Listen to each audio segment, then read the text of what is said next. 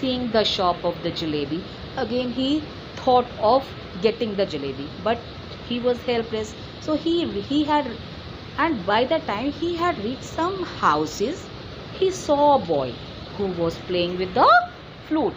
In the stillness of that hot afternoon, the flute made a very cheerful sound. Just because the day was very hot, the day was very hot, the sound of the flute seemed more cheerful to him. Ranji stopped walking. The boy stopped playing. What happened? Ranji went there. He stopped walking. The boy stopped playing the flute. The boy had his eye on Ranji's fishing rod. Ranji had his eye on the flute. Now, what happened? Now both were looking at each other's thing. Ranji was looking at the flute and the boy was looking at the fishing rod. Been fishing? Asked the flute player. What the boy who had the flute asked Ranji? He asked him, were you been fishing? Said Ranji. Yes. He said, yes, I had gone there and I was fishing. Did you catch anything there? Then the boy further asked him, did you catch anything? No, said Ranji, I did not stay very long. Then to reply, he said, no, I did not catch just because I did not stay there very long. There was a long silence, and then Ranji said, it's a good rod. And after they had this conversation, there was again a silence. But Ranji was thinking about the rod, and but Ranji, without wasting a minute time, what did he say? He said, but it is a very good rod. And boy also, without wasting a minute time, he said, and this is a very good flute. Ranji took the flute and examined it. What did Ranji do? He took the flute and carefully see it. Examined it means carefully see it. He put it into his lips and blew hard. And then he took the flute to his lips and he blew it hard. Blew to his maximum. There was a shrill, squeaky noise and a startled magpie flew out of the mango tree. And it was a kind of magpie means, magpie it is a black and a white bird with a long tail and a noisy cry. The sound of the flute, it came like that. The boy had taken the rod from Ranji and was looking over. Same the boy did. He also took the fishing rod from Ranji and he was also carefully examining. Not bad, he said. What did he say? The boy said to Ranji, not bad, it is also good. Ranji hesitated no longer. Let's exchange. And without wasting our time, Ranji again gave him an offer. I said, let's exchange each other's thing. A trade was made. Trade was made means a business they have done. Now they both got agreed to take each other things. The boy took the fishing rod and the Ranji, he took the flute.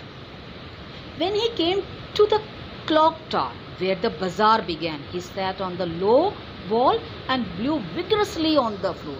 And after he took the flute, he went near to the clock tower where the bazaar began.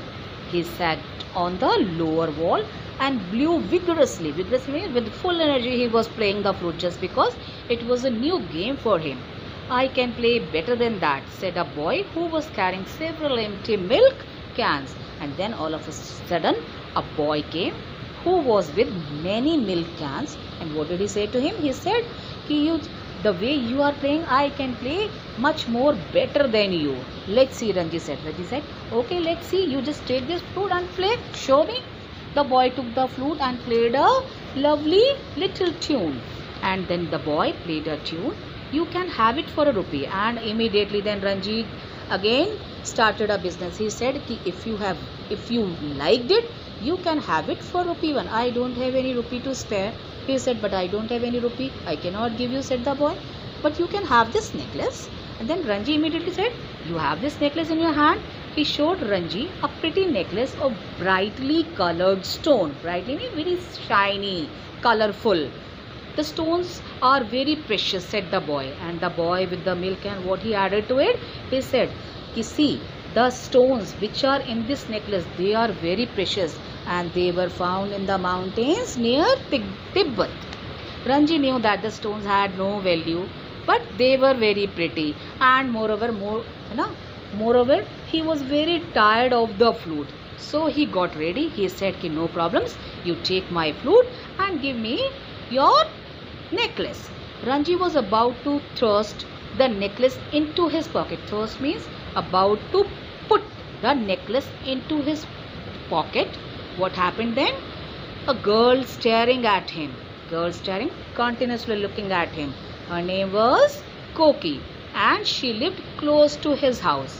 So Ranji noticed a girl who was staring at the necklace and she was her neighbor. "Hello Koki," they exchanged the greetings, and then what did Ranji said? Ranji said, "If you like the necklace, you can have it. I can give you." The girl got very happy, but with that what Ranji said? Ranji said, "If you want it, then you have to give me a rupee." Ranji. But now Koki was very sad and she made the face. What did she say? She said, I want to have this necklace, but I am very sorry to say that I am not having any like money with me. But Koki kept staring at the necklace. Slowly she opened, but she liked the necklace so much. Then what did she do?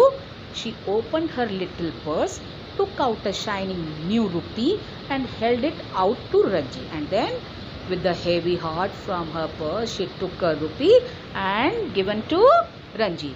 Ranji handed her the necklace, and then immediately Ranji handed her the necklace. Then he ran across the Jamnath sweet shop. Who?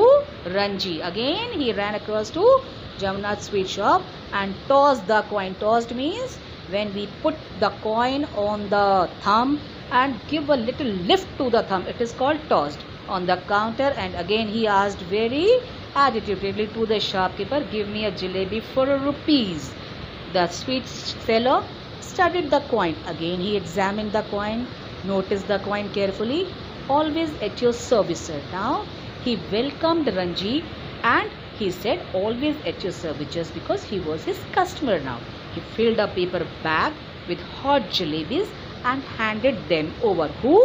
The shopkeeper. He filled the bag with the hot jalebis and then given that bag to Ranji.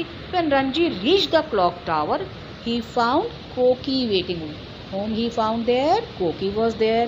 "Oh, I am so hungry," she said, giving him a shy smile. And then what did she say? Koki, what did she say to Ranji? She said, "I am very hungry," and she was saying this with the shy on her face just because she wanted to eat but she had no money.